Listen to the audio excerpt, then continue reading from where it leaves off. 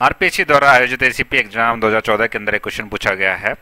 ये paper number 2 है जिसमें सॉफ्टवेयर इंजीनियरिंग की हम बात कर रहे हैं। क्वेश्चन है which is not a reason to consult user while designing of structure work. जब स्ट्रक्चर वर्क की बात की जाती है तो कौन सा वैलिड रीजन नहीं है जिसके लिए कस्टमर से या यूजर से बात करी जाए। तो पहला है probability of success improve with involvement of user. तो इसके लिए तो यूज़र से मिलना ज़रूरी है। अगर आपको क्वालिटी इंप्रूव करनी है तो आपको यूज़र का फीडबैक देना ज़रूरी है। Feedback is received which is very important. ये भी ठीक है, ये भी ठीक है। User and programmer can communicate to decide the price of the software. अब प्रोग्रामर जो कोडिंग करने वाला है वो अगर प्राइस डिसाइड करेगा और यूज़र के साथ मिल करके, तो ये थोड़ा गलत हो जाएगा। तो ये ऑप्शन गलत होना चाहिए मेरे हिसाब से। User can be trend and made understood about system. तो यूज़र और टीम अगर मिलेगी तो यूज़र को ट्रेनिंग भी मिलेगी और यूज़र अच्छे से समझ भी पाएगा। तो बाकी के 3 ऑप्शन मुझे सही लग रहे हैं और एक गलत है। तो ये ही वैलिड रीज़न नहीं है कि यूज़र और प्रोग्रामर आपस में मिलें प्राइस को लेकर के। तो इसका सही आंसर होगा हमारा ऑप्शन नंबर सी। चलिए एक बार इसको अच्छे से समझ लेते हैं। सबसे पहले बात करते हैं स्ट्रक्चर जो वॉक थ्रू है उसका मतलब क्या है, क्या होता है। तो स्ट्रक्चर वॉक थ्रू एक रिव्यू करने की प्रोसेस होती है। जब हम एक सॉफ्टवेयर बना लेते हैं, सॉफ्टवेयर बनाने के बाद उसको रिव्यू करते हैं, तो रिव्यू करने की प्रोसेस को हम स्ट्रक्चर वॉक थ्रू बोलते हैं। अब इस रिव्यू करने की जो प्रोसेस है इसमें आपके एक टीम शामिल होती है और यूजर शामिल होता है। टीम में जैसे डेवलपर हो गया, आपका टेस्टर हो गया, एनालिस्ट हो गया, ये सब शामिल होते हैं। साथ में यूज़र को भी शामिल करते हैं ताकि रिक्वायरमेंट है, डिज़ाइन है और कोड को रिव्यू किया जा सके और देखा जा सके कि सॉफ्टवेयर में क्या कमियां हैं। तो उद्देश्य क्या है, एक तो एरर्स को पकड़ना है, एरर्स जल्दी पकड़ सकते हैं, रिक्वायरमेंट्स को वेरीफाई कर सकते हैं और यूज़र की समझ और इन्वॉल्वमेंट को बढ़ाना भी इसका एक उद्देश्य है। तो ये होता है स्ट्रक्चर वॉक थ्रू। आपको समझ में आ गया होगा।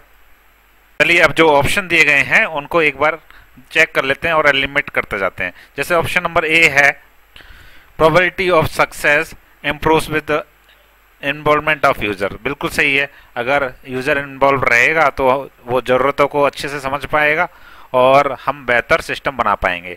इससे फाइनल सिस्टम और उनकी एक्सपेक्टेशन पर खरा उतरना आसान हो जाता है।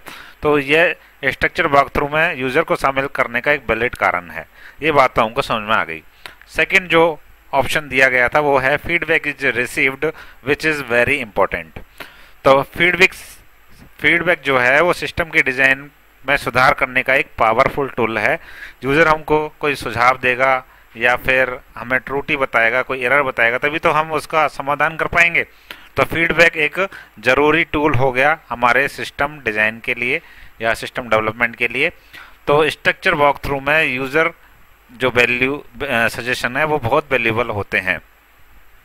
और जो थर्ड ऑप्शन है जिसमें बात करी गई है कि भाई जो डेवलपर है यानी कि जो प्रोग्रामर है वो प्राइस को लेकर के यूज़र के साथ बातचीत करेगा, तो ये तो बिल्कुल गलत है। क्योंकि जो पैसे का लेना देना है वो स्टार्टिंग में ही डिसाइड हो जाता है, उसकी कीमत स्टार्टिंग में ही रिक्वायरमेंट के बाद डिसाइड हो जाती है। इसमें सेल्स टीम, फाइनेंस या प्रोजेक्ट या प्रोडक्ट मैनेजर ये शामिल होते हैं लेन देन में, और बाकी लोगों का इसमें कोई लेन देन होता नहीं है। बाकी लोगों को केवल प्रोजेक्ट बनाना होता है, उनको प्राइस से कोई लेना देना होता नहीं है।